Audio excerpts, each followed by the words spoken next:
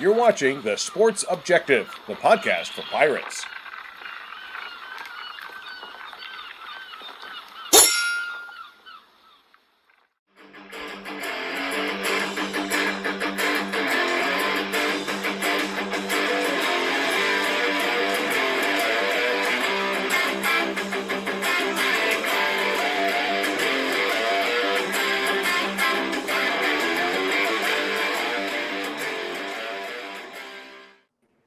Welcome into just another sports podcast here on the Sports Objective Broadcasting and Podcasting Network. I am joined, as always, by my co-host from a cattle farm in Northern Virginia, ladies and gentlemen, Mr. Stevie Fly. Northern Virginia, good Lord, you move me further away every week. From Lasker, North Carolina, the head coach of Northeast Academy, Mr. Stevie farm. Fly. What's up, buddy? How you doing? I'm doing well as I can. And we are joined a cattle farm in Northern Virginia. Where did you come up with that? The other night, man, when we had Ted Pardee on, when Jack Pardee was. Yeah. I figured you'd get the reference right away. Yeah, I got you now. I'm a little slow today. I'm gonna go back and do it again. You're gonna die laughing. And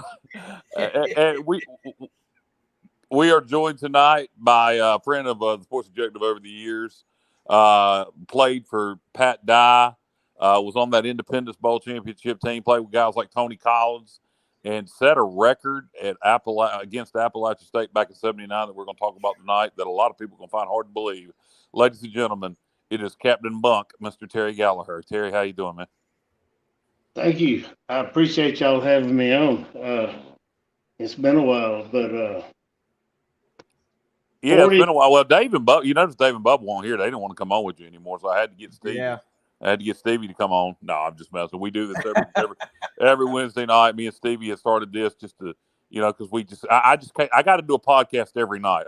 Every single night, or I'm just not happy. And Bubba's got to produce one every night, or he's not happy. Stevie too. Stevie's got his own podcasting network, and it wasn't enough. He had to join ours too. Yeah. So yeah, I couldn't stand it. Yeah, we're just sick. So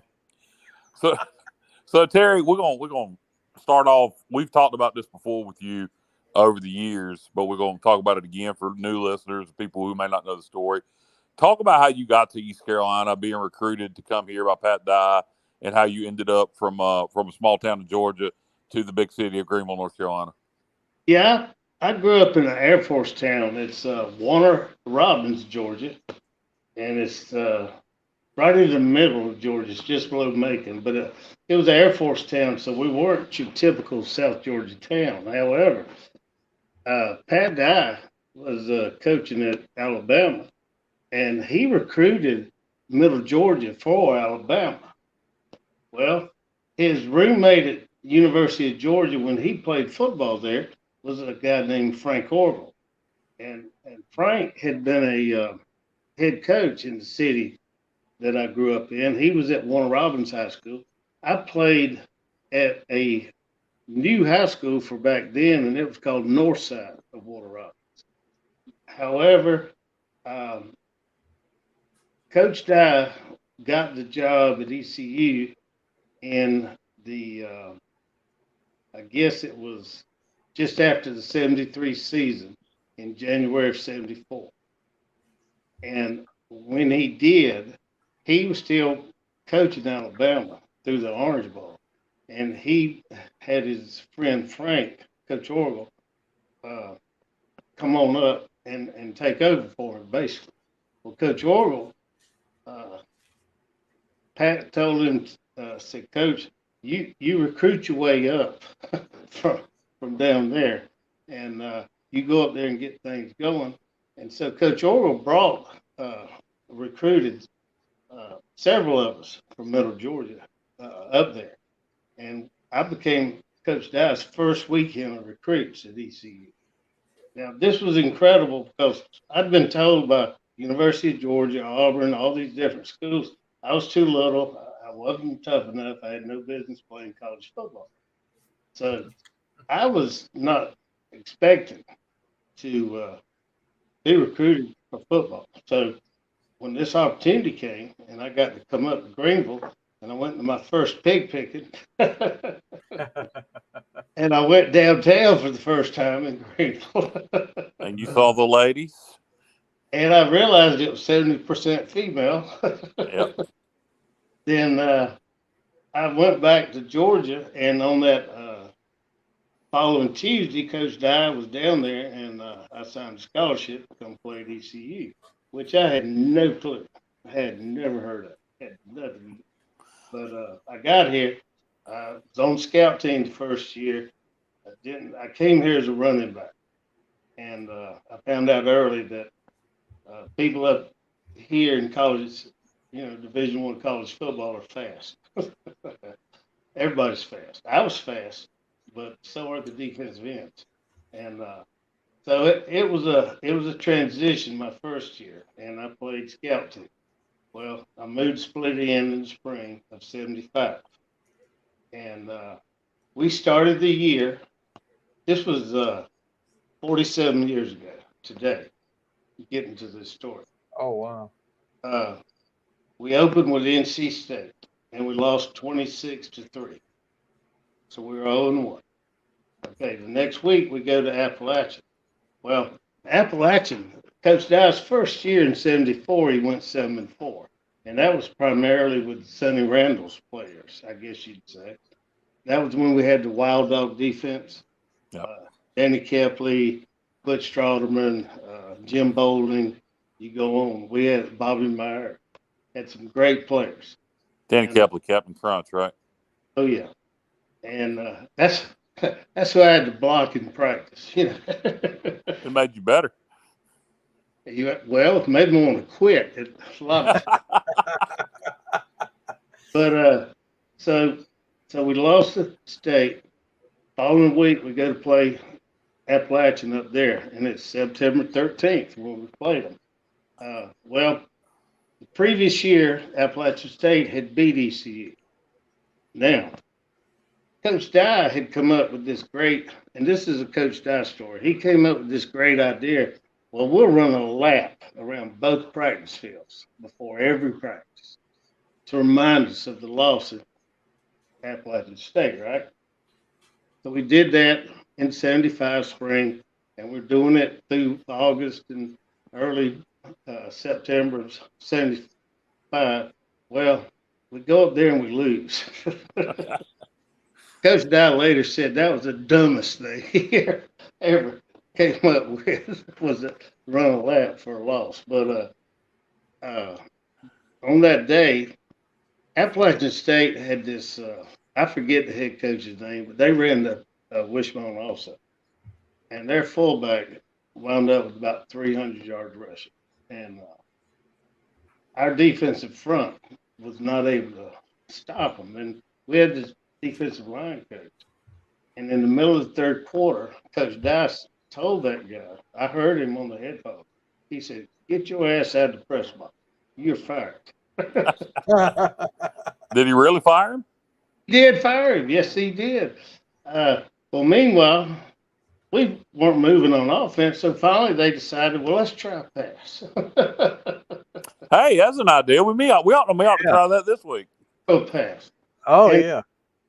the first one they threw to me was a 78-yard touchdown because basically nobody covered me.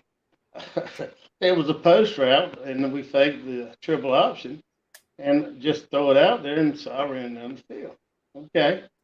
Well, we come back, and damn if we didn't try it again.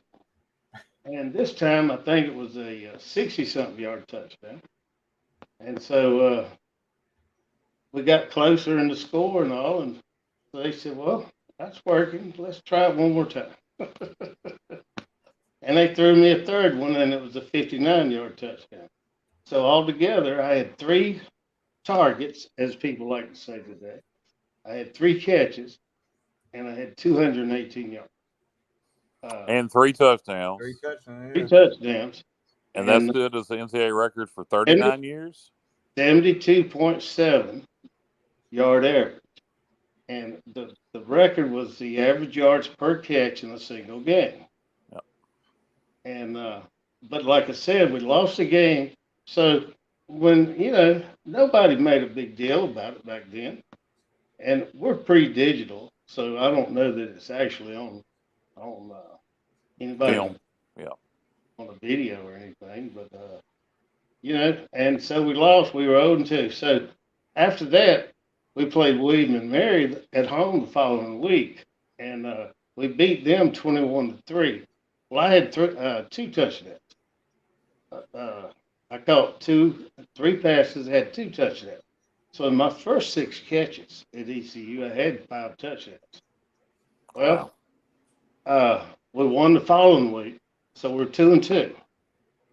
The fifth week, we played Richmond at home. Now, in the 70s, you didn't lose at home. We did not lose games at home after 71, I think it was. Well, we got beat by Richmond. And so we were 2-3, and people were putting for sale signs in Coach Dye's yard. They were ready to fire him. We played Citadel the following week down there, and Bobby Ross was their head coach. Frank Beamer, their defensive coordinator, and Ralph Friesen, their offensive coordinator. That's pretty good stuff. We beat them 3-0. Coach Dye, to the day he died, he said that was the hardest hitting football game he ever was a part of. And after that, we finished the year 8-3. We won the last six games. Was the UVA game that year, Jerry? Yeah. Also beat Carolina that year, and we beat UVA. Talk about that UVA game, the apples to orange game. Well, their coach was Sonny Randall, who just left here. And he'd always said comparing ECU to the ACC was like comparing apples to oranges. Okay, we go up there, we beat them 61-10. 61-10, ladies and gentlemen. Sonny Randall had met with Coach Dye before the game. This is Coach Dye's story.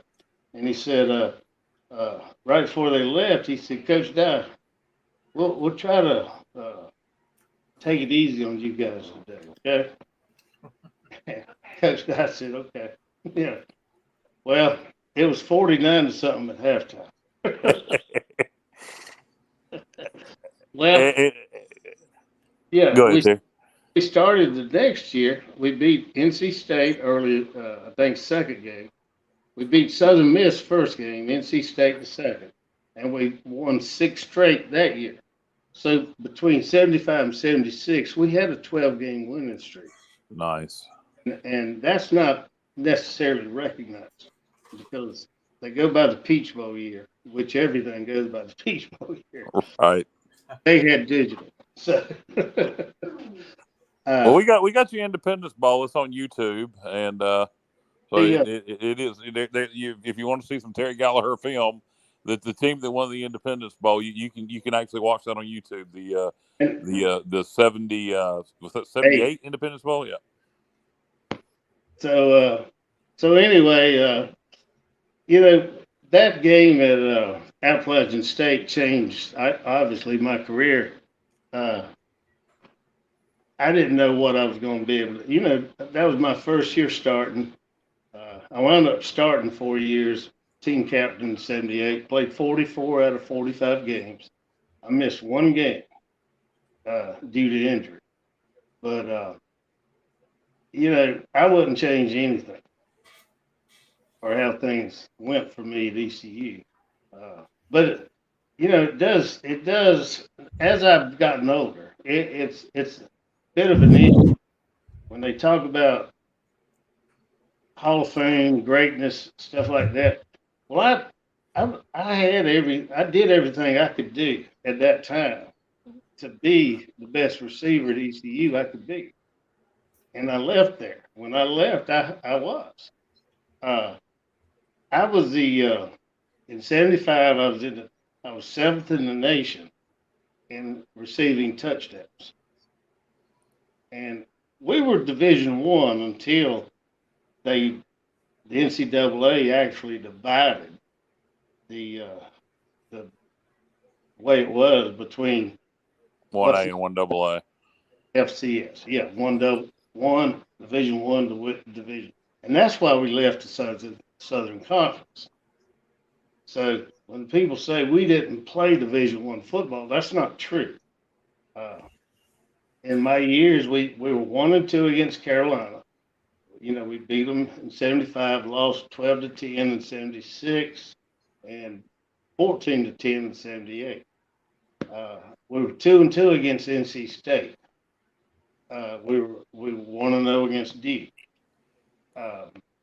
We lost to South Carolina 19-16 in 77. Well, I don't know. I don't feel like we were the best ever, obviously, but what we did was take what was done before us and move it forward. And then what you expect for the next years to do is take what you did and move it forward. And that's the way I see the way our history should be looked at with ECU. Instead of focusing on, well, this was the greatest era. Not necessarily. Again, you really don't know how things, unless you can put yourself back in that period, you don't know exactly how it was. We only played 11 game schedules, but we were 34-11 from 75 to 78. That's pretty salty.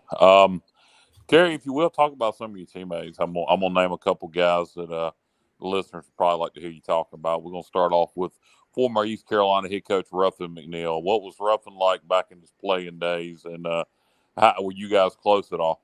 He was skinnier. He was a strong safety. Yeah.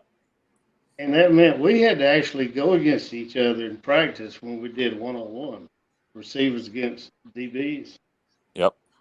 So that was interesting. But Ruffin was he was a coach's son, so he knew the game well, and so he was able to he made our secondary better. He came, I think, in 75, I guess. Yeah. Because I played with him 76. I played with him 3 years. Could you tell then that he would be a successful coach? I mean, I know it's kind of a dumb question, but could you see it? But he definitely had the background for it.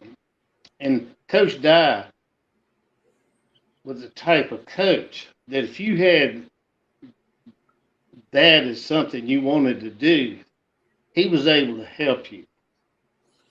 And he was able to teach you.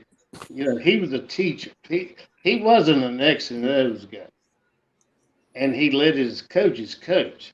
But what he was he knew how to motivate individuals. And so we learned so much more about life and just things in general from Coach Dye as far as, I consider Henry Trevathan, who taught me the ins and outs of playing receiver. But Coach Dye taught me about being a good citizen, about being a good person, about being what you are off the field, what you are on the field. And, we thought we could beat anybody. Well, you just about did. You beat Virginia, you beat NC State, you beat UNC. Well, another player I wanted to ask you about, or teammate of yours that went on to have a great career in the NFL, and a guy that I'd love talking to anytime I have the chance to. Stevie, if you've never met Tony Collins in person, I haven't. He is funny as hell. He is very. You just sit there and talk to him for he's a people person, and he comes across as very real. It doesn't come across as fake, and he's hysterical. Was Tony like that as a player? Has he always been that damn funny, Buck? Tony was kind of a shy guy. Really? Well, he was the only black family in an all-white community in New York, and he comes from small town New York to East Carolina with a bunch of renegades from the South, and he meets Wayne Bolt. Wayne Bolt, longtime defensive coordinator in Division I college football, for people that don't know. And worked with Coach Dye at Auburn. In fact, he was with Chiswick at Auburn when they won the national championship. But Lost a lot of weight. Has he kept his weight off? he he was offensive guard for us. He was actually an All-American one year, Yeah. from '74 to '77. He had gotten up to 550, and he wound up. He's now in his. He's probably 235, 240.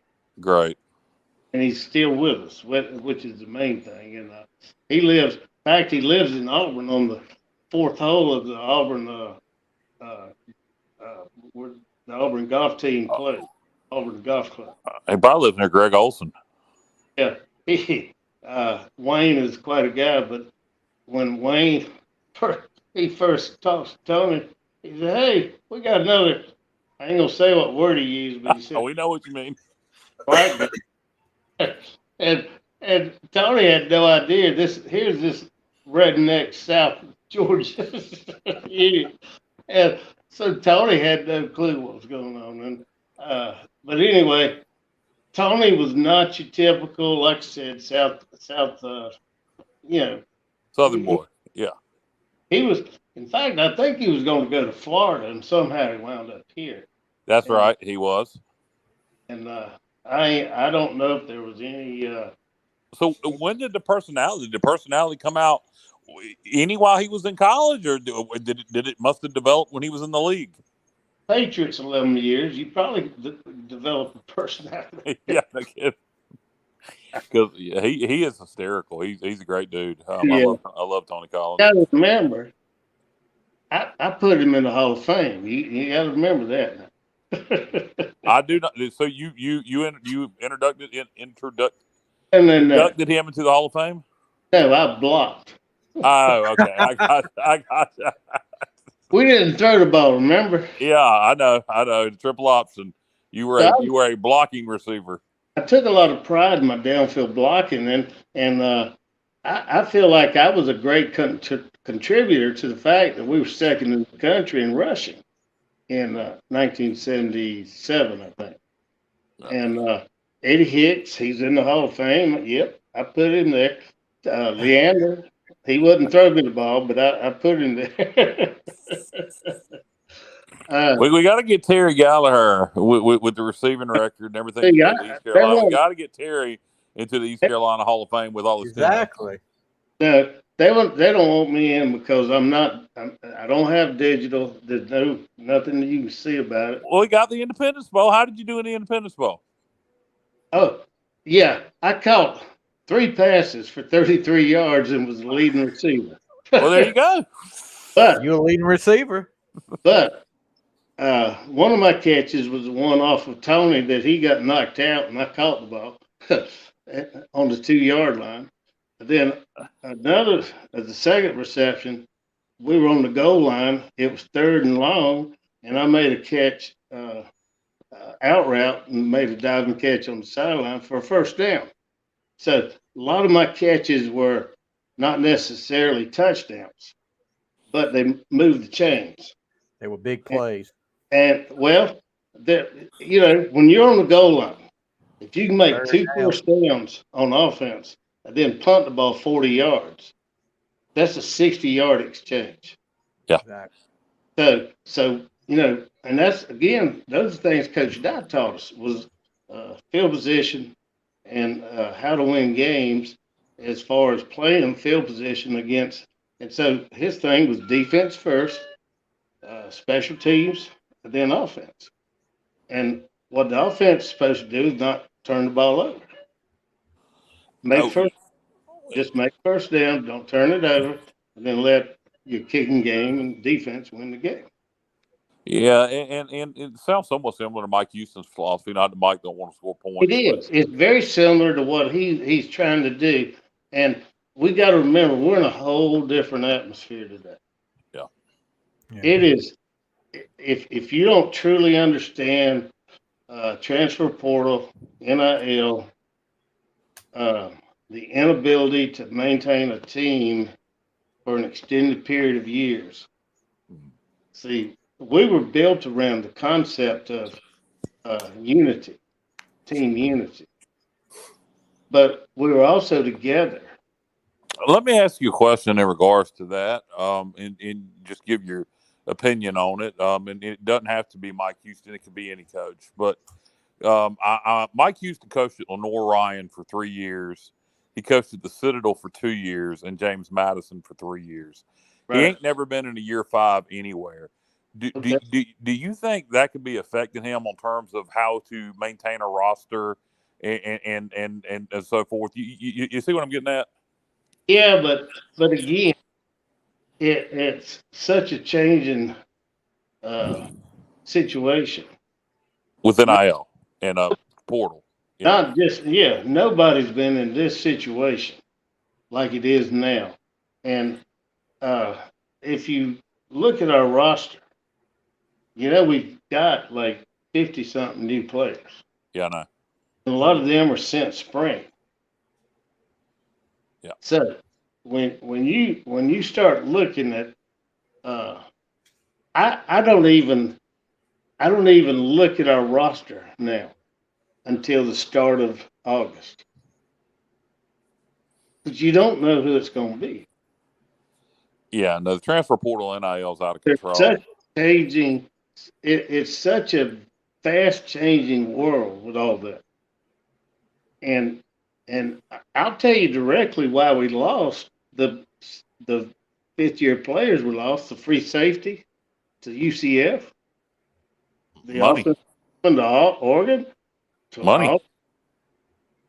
Yeah, Yep. no doubt about it. NIL Yep, I know. And was that, and I can't blame. I can't say to the player, "Well, you're just not loyal." Because for one thing, these are graduate transfers. These are guys because of the COVID year. We now have 6-year players, right, some 7-year players. and that's going to eventually pass. But the ability, so to be able to develop a player like we used to be, that's how we built great teams. Was by developing young players to play when they got older. Well, you develop them now, and they go somewhere else. Mm-hmm. And, Yeah.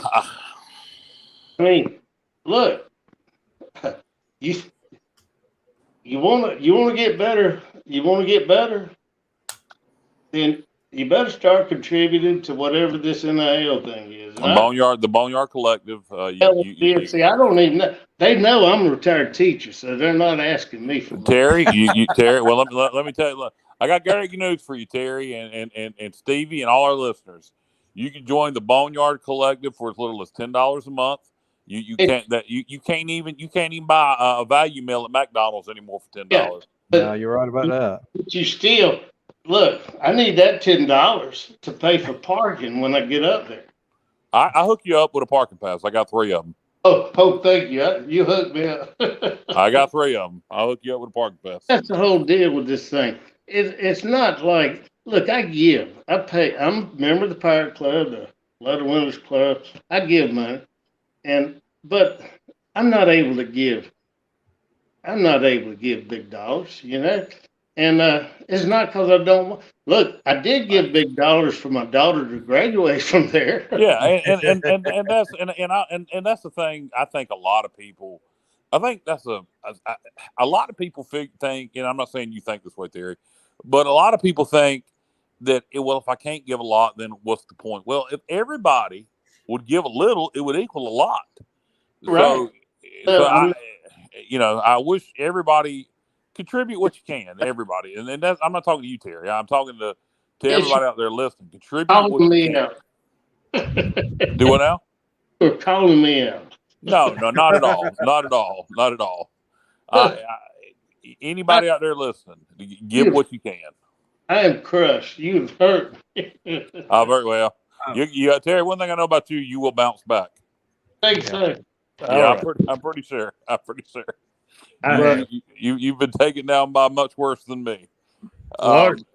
Absolutely. And you talking Go ahead. Talking about your teammates from back then. I'm a diehard Pittsburgh Steelers fan. Have been since I was old enough to know what football was. And Zach Valentine. Talk a little. How was Zach Valentine? He played he was the most valuable defensive player in the Independence Bowl in '78, right? Right. He was a member of the Steelers in '79 and won a Super Bowl ring. He sure did. So he went from Independence Bowl to the Super Bowl. Ask him which one means the most. Well, he was like the behind that steel curtain, which he played defensive end. Yes, he did.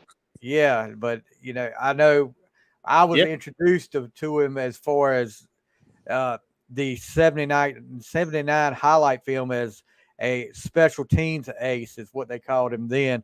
But yeah, I've always been a Steelers fan, and to find out that Zach Valentine, I was like 7 years old. Found out he was an ECU guy. I was like, oh yeah, that's great. I like anytime I see a ECU guy at Pittsburgh, it's great. But to see him get a Super Bowl too was great. But I was just wondering what kind of teammate Zach Valentine was.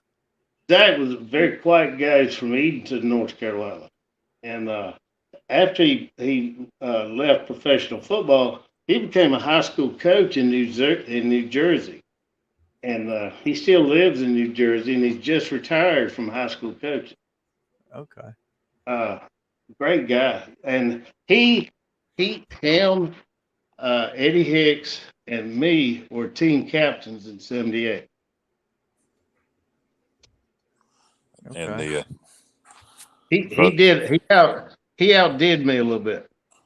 Yeah, now as we start to wrap this portion up, I got some rapid fire stuff for you, Terry.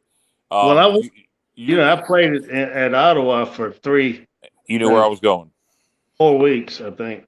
4 weeks in Ottawa in the CFA. Yeah. You got injured, right?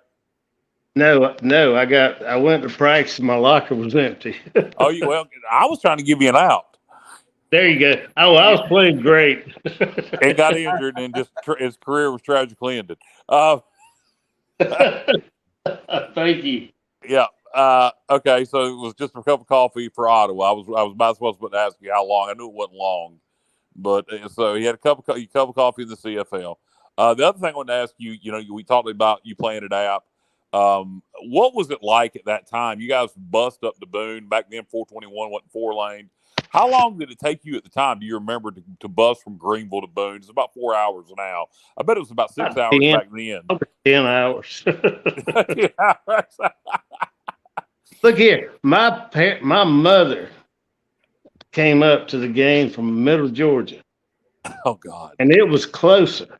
Yeah, it was closer for them to drive from Middle Georgia to Boone than it was for us to go from ECU to Boone. Yeah, Well, the roads have changed even in my lifespan. From the '90s to now, I can remember it being 5.5 hours as hard as you could go back in the '90s to get to Boone. Now, where I live near Goldsboro, North Carolina, and I can leave my house and be in Boone, and if I catch traffic right, in 3 hours and 50 minutes. We've done it many times.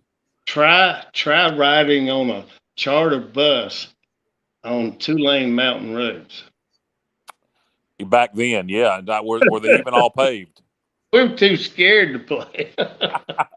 Did you guys, how many times did you play it out when you were here? We lost to them in '75. We played them the next 3 years. We played them, once we played them the next year at home. Then we went back in '77 and played them. Then we played them in '78. We beat them.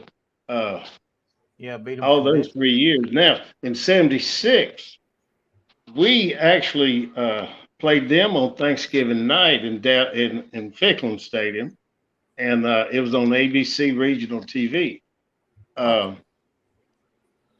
That was for the Southern Conference Championship. Were they y'all's? Who would you say was the biggest rival in the SoCon back then? I mean, Herman was good. Okay. Yep. And unfortunately, we let William and Mary beat us in '78. I mean '77. and we were getting ready to be invited to the Peach Bowl, Wow. and they beat us at the end of the year. And that's when the old ECU coach who been drinking on the sideline the whole game made the tackle on the William and Mary quarterback in the end zone. Wow. You never see stuff like that anymore, unfortunately. I swear, I mean, I am 100% positive. You could look it up. It happened. Yeah, there was another game where a fan tackled a Southern Miss player in the '80s. I mean, it's happened a couple. Yep. It's Sure happened did. a couple times. Sign him up. Yep. He got hurt. They had to cart him off. The player? Coach. Oh, the coach. Oh, wow. Not a smart move. No. He had a Pepsi can. He kept carrying around with him. A Pepsi can full of liquor. It was a Pepsi can. Yeah, okay. Well, Terry, have you got anything else you want to impart to the Pirate Nation? Any words of knowledge to leave them with? I'm telling you, hang in there, because look, we're pirates. We have to. We've always had to overcome. We've never, and unfortunately, we want to eat steak on a hamburger budget, and you can't do that. But you can get the most out of that hamburger that you can, and take our victories, and they're gonna come. And just because we're 0-3 after next week. Oh, what, you already predicting 0-3? No, I'm not. But what I'm saying is, if we are, we're still 0-0 in the conference. Sure. Yeah. And I mean, look, we're not playing for the national championship. That's a fixed deal. The fix is in, and we're not in it. Yeah. That's not going to happen right now. Because no matter what we do, we keep falling farther and farther away from whatever it's going to turn out with the way conferences are going. Yeah. So let's be the best we can be at what we are. And you can bitch and complain, and you can watch a game once a week and tell everybody how to coach, but I'm not going to be miserable. Yeah. So I'm going to look for the best, and I'm going to look at what we got and how we're improving regardless. And I think we'll get better. And because, like I said, our defense is good. Our kicking game, it's not, I don't think, totally solid, but I think we got some, I think we're good, and so we just got to let our offense work it out, get worked out. And the way you do that is give the ball to people that want to run with it, or people that want to catch it, or people that want to throw it. Well, you can throw it all you want. I want people who want to pass it. There's a difference between throwing and passing. Yeah. And, but what I'm saying is try to stay positive. Because we're ECU. And, actually, as Leo would say, we're East Carolina University. We'll never be ECU Greenville. You're UNC Greenville. ECU Greenville. That's what they tried to make us. Yeah. And he said, nope, we're East Carolina University. So, thanks for having me. I appreciate it. Absolutely, Terry. Being here. We'll have you on probably Next year. The Pirate. No, we'll probably have you on the Pirate playback one of these weeks before too long, and we'll wait for a win. We'll wait for a win to have you on the Pirate playback. Okay. And look back at the game. Maybe, hopefully, to be sure, but you never know. Gardner Webb in a couple of weeks, though. They ain't bad. Let's get through this week. Yeah. Yeah. All right, Terry. Thank you for coming on with us, and Steve, I appreciate it. Enjoy the game Saturday. Yeah, and I really do. I appreciate y'all. You do great. job and do a whole lot for East Carolina University. Yes, sir. Thank you, Terry, and we appreciate your contributions to ECU and to the podcast over the years. Oh, it was just my job. Thank you, Terry. Have a good one. Bye. Well, All Stevie, we that was Terry Gallaher, and Terry kind of tells it how it is from definitely doesn't sugarcoat it. That's for sure. No, it does not mince words, and we're gonna talk a little East Carolina Appalachian State for 2023 right now. One thing that I've thought about this week a little bit with this ball game, and offense is going to be what it's going to be. But one thing I do like, we do have a lot of speed on defense. I think we have a fast defense, and I think we can run sideline to sideline. Now, Appalachian State likes to run a lot of stretch plays with their running back. Nate Noel's a hell of a running back. They like to go wide with him and then kind of beat you over the top. I think we're going to be able to defend them sideline to sideline against that run a lot better than we did in 21. The question is, do we have the discipline in the back end to not get beat over the top?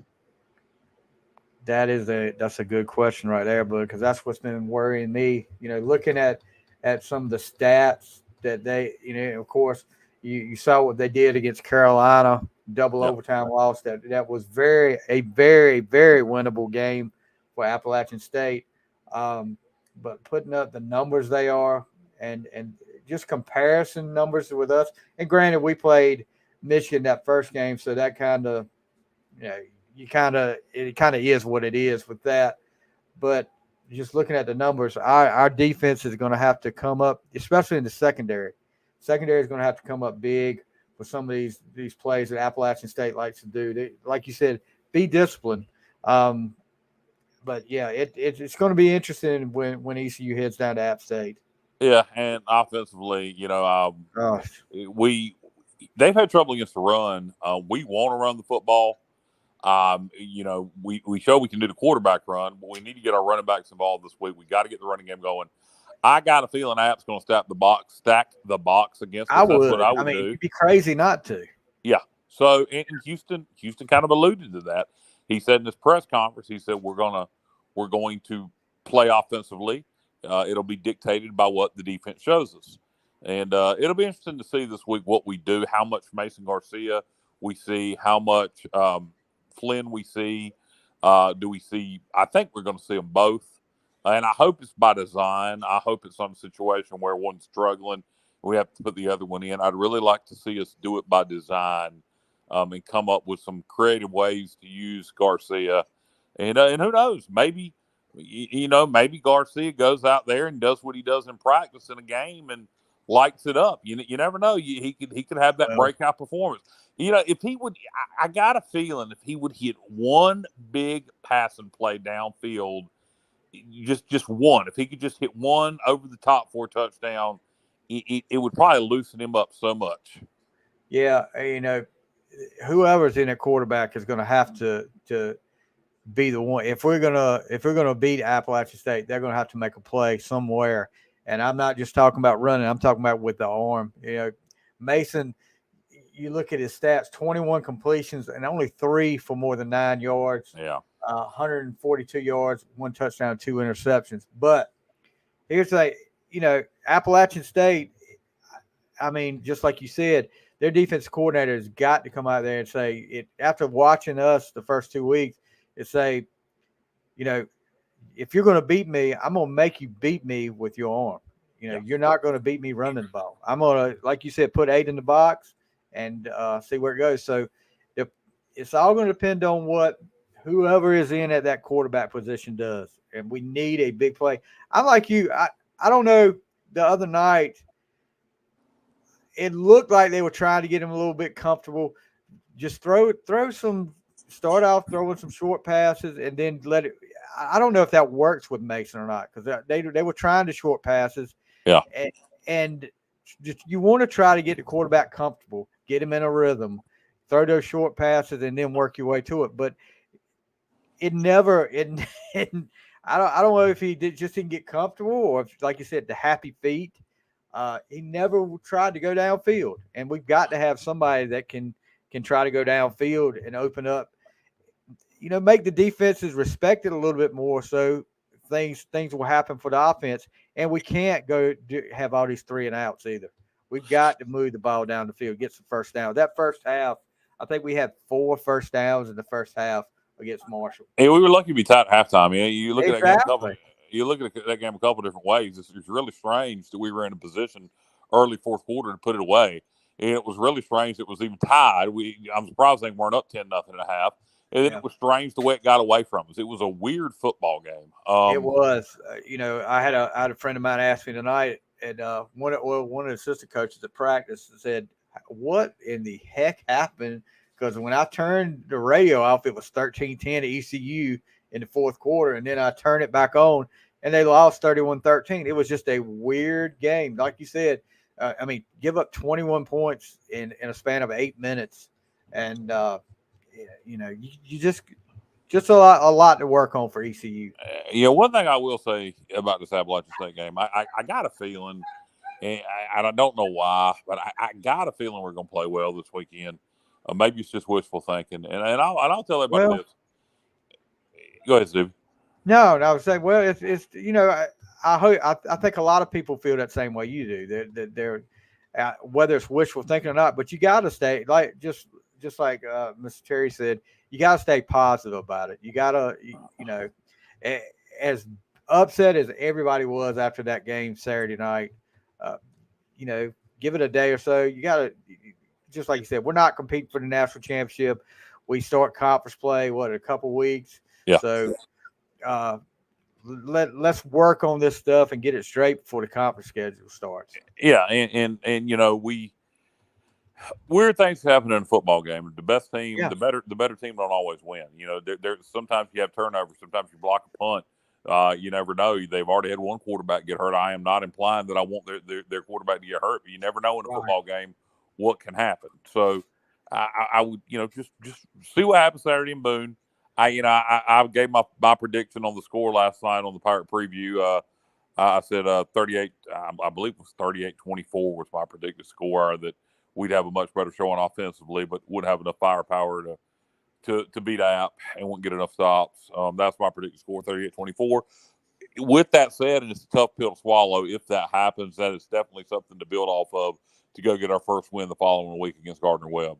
Yeah. If we get 24 points and if the offense looks good, just like you said too, if Mason will just have a big play where he throws down the field, you saw how confident he got with the run after he hit the one big run. The big run, and then he comes back and rolls with a rollout and makes a good pass in the end zone for the touchdown. Yeah, I thought that might be the turning point, but unfortunately, whether it was a weather delay or the half, whatever, and this second half, third quarter, he came out and he played a good third quarter, but it just wasn't those. We just didn't convert the third downs like we needed to sometimes. And I look back at that third down right before the missed field goal. If we come out and show them put something on them that they hadn't seen all night, maybe a misdirection play or something like that, and get the first down, I think that it would have been a different ball game. Yeah, I do too. Even if we just made the field goal there, and it'd been 16-10. Who knows? Marshall starts pressing at that point. Let's say it plays out the same way. They run a trick play and go up by 1 at that point. Then all we need is field goal to win it, and maybe Mason's not panicking, etc. But anyway, we'll see what happens this Saturday in Boone. We always promise the top 5, and everybody's just looking forward to it every week.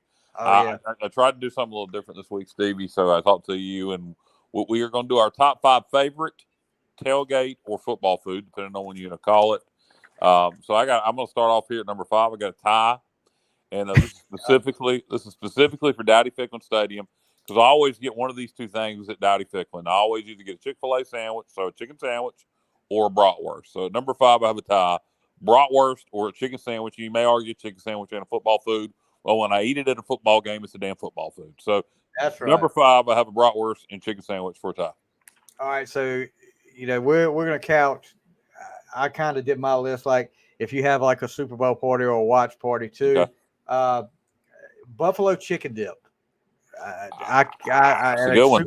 At a Super Bowl party, I about ate half a bowl of buffalo chicken dip. Or whoever made it, I can't remember who made it, but I pigged out on that, and I paid for it too.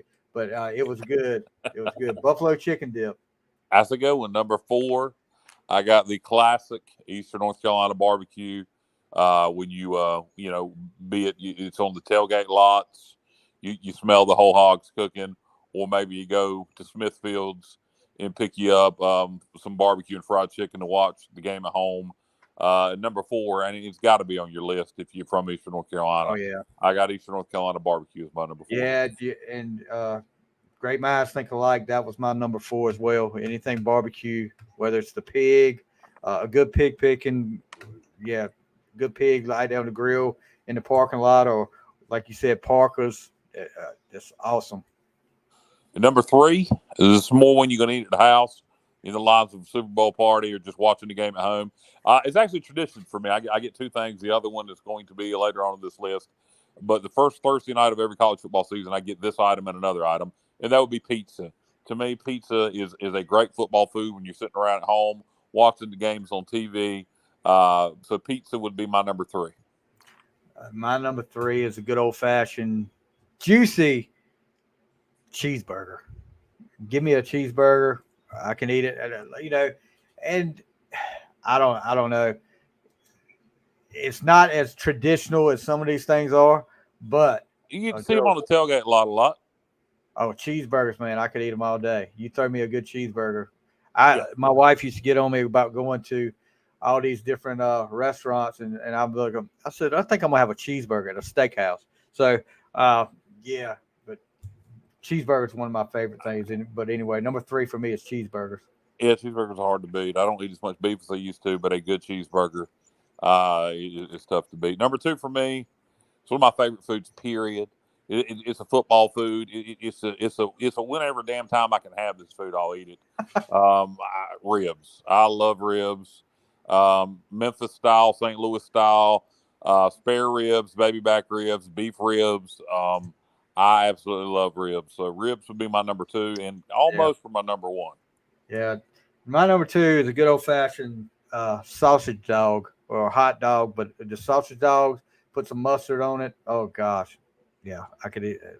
I love some of them. Probably not the best thing for me, but it's good. It's good for me while it lasts. Do you like the country link sausage? Yes. Oh yeah. Yeah, me too. Yeah, me too. That's probably my that and bratwurst. One of the 2 would be my favorite sausage. And if I'm gonna be true to my Eastern North Carolina roots, I got to say some country link sausage. Yeah, country link sausage. Number 1 with a bullet. And if you ask me, is it my favorite food? I would probably put ribs over this. But for football, and this is my Thursday night tradition for the first Thursday night of college football season, along with the pizza, comes the wings. So number 1 for me, and to me the best football food, is wings. Buffalo wings, honey barbecue wings, teriyaki wings, whatever sauce you like. However you want to do it. And number 1 to me with a bullet for football is wings. And you read my mind as well. Chicken wings for me. Gosh, we used to have a local place in a Hosky. It was called Quick Triggers. It was a brewery, and you ate there too. But they had the best chicken wings you'll ever eat.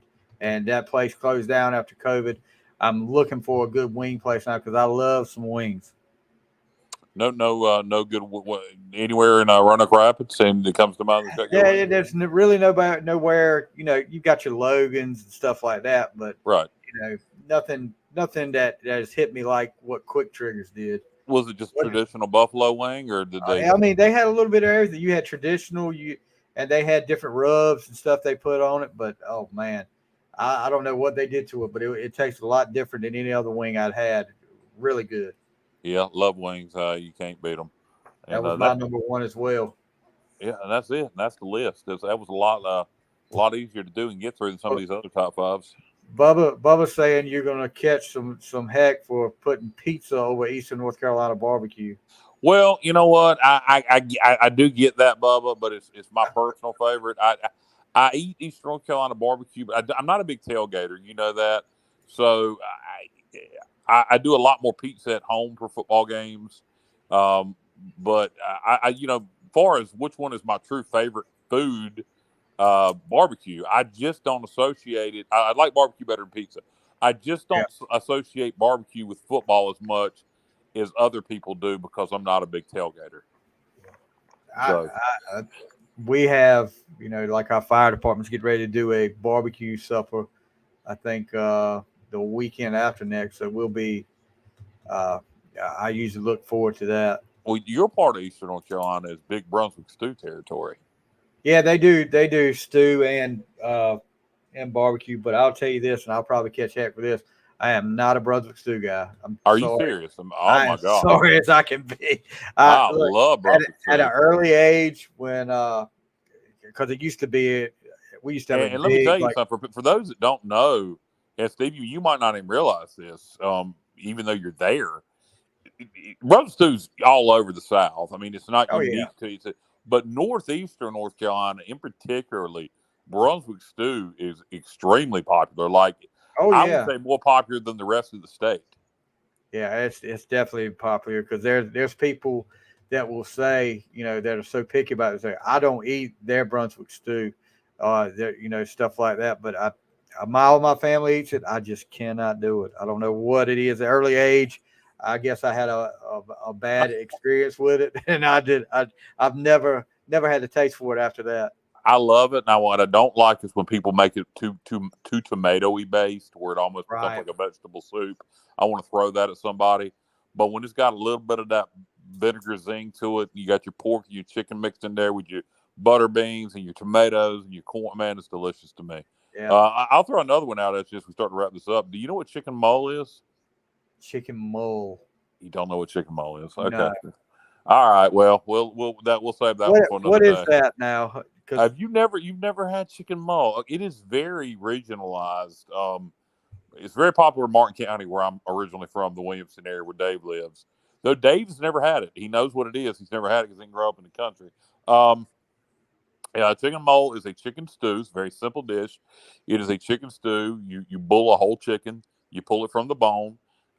You cook it traditionally with red pepper flakes, salt, pepper. People throw boiled egg in there, other things to spice it up. And then towards the end, you put several sleeves of saltine crackers in there and let them get soft. Oh, okay. So it's a very simple dish, but got a lot of flavor. So there was something my dad used to make, rockfish something. Oh, fish stew. Yeah. You talking about fish stew? You take rock. You take that striped bass for people that don't know.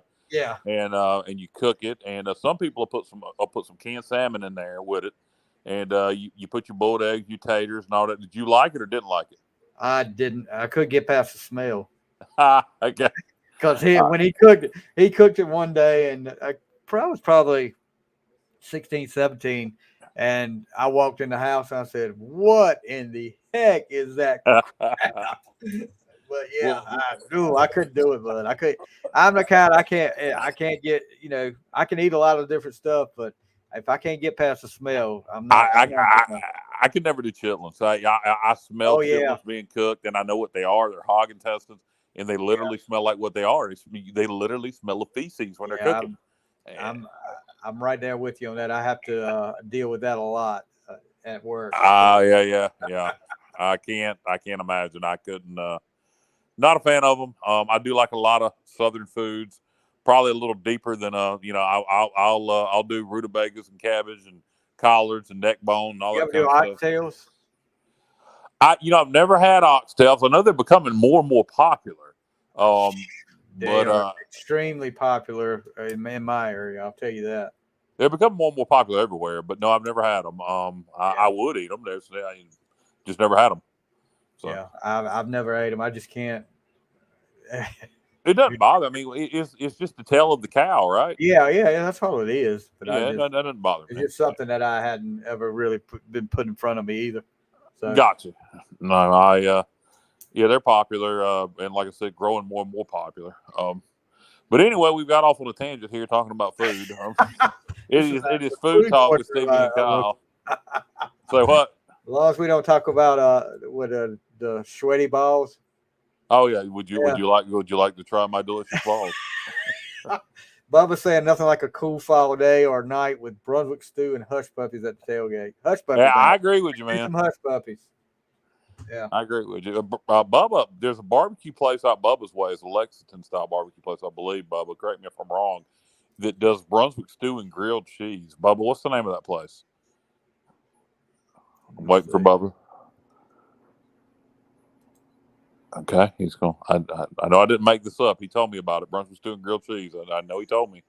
Did not make this up. He said several do that. Okay, well nobody does it down east. Yeah. So, you go ask for a grilled cheese sandwich at B's or Parker's, they're going to throw something at you. So, but anyway, well, Stevie, it's another weekend in the. Well, is there any other games we need to look at? What are the big games this week? I hadn't even looked at the big games this week. Carol, who's playing? Somebody playing. State's playing VMI. Well, that's not big. Yeah. Out of Florida State, Boston College, so that's not a big one. I know who they're playing. Penn State's playing Illinois, Tennessee at Florida, North Carolina, Minnesota, Georgia at South Carolina. Yeah, that'll be a blowout. So far, Alabama. You think kind of the luster's gone from Alabama now? Who are they playing? They're playing USF. Oh, well, they'll blow out USF. Yeah, I'm just saying. Do you think it's kind of like? It depends. It's going to depend on how they play the rest of the year. If the Alabama appeal luster, they're larger than life. I do think that a little bit of the shine is gone, but yeah. I'm not sure. The same with Clemson. What are they going to be? We still don't know what quite. Hey, how about this? Nobody's talked about Miami yet. Miami beat Texas A&M. Miami's playing good ball after that Texas A&M upset. Yeah, I mean that Miami Florida State game could actually mean something again this year. Could actually be like the Miami Florida State game of the late 80s, early 90s. There is also rumors coming out, and I'm just saying rumors and speculation that this could be Nick Saban's last year. That he was telling people, and the family is telling people that he's planning on retiring after this season. Wow, I had not heard that. I'd be curious to know who Alabama would hire at that point. Yeah. I don't know that I'd want the. That's Let me rephrase this. Follow there. Yeah, exactly. Let me rephrase this. Obviously, it's Alabama's high-paying job. It's a great job, but it is a tough act to follow, and he's got a lot of disciples that are head coaches now. So it would be interesting to see if he does retire, what path they would take. Would he have any suggestions? Would they listen to him? I don't know. I'm sure they would. You would think, but at the same time, once he's gone, he's gone. So the AD and they can take his suggestions all they want, but the AD and the people that are there are the ones who have to deal with it. So, but you're right, he probably have some input. But it'll be interesting to see another week 3 of the college football season. It'll be fun watching the games. I think the Thursday night games this week are Memphis and Navy. So you got a little American Athletic Conference action, and there's another one. There's 2 Thursday night games this week, but I know Memphis and Navy out of the American. I'm trying to see if there's any what I can find up here, but I don't see it. I don't see the schedule up here for it. So okay, well that's all right. We'll do that. Tune in Thursday night to the Inside Slant to get the full preview of the National College Football Scale. Is Rusty still in the Navy? Very good question. Rusty is still in the Navy, Bubba. And he will be playing hard for the midshipman. Stevie, for $100, what movie is that from? Oh gosh, is Rusty still in the? I'll do it in the voice. Is Rusty still in the Navy? Christmas vacation. There you go. You win $100. Bubba, pay the man. Yep. I was thinking vacation whenever you hear Rusty, you got to think vacation somewhere. So, very good, Bob. Or very good, Stevie. I'm surprised you got that. Actually, it's not like one of the. That's a line me and Bubba do, and most people don't get it. It's not one of the most famous lines from the movie. So I knew you're a pretty big pop culture guy. So good on you. Yes, sir. Yes, sir.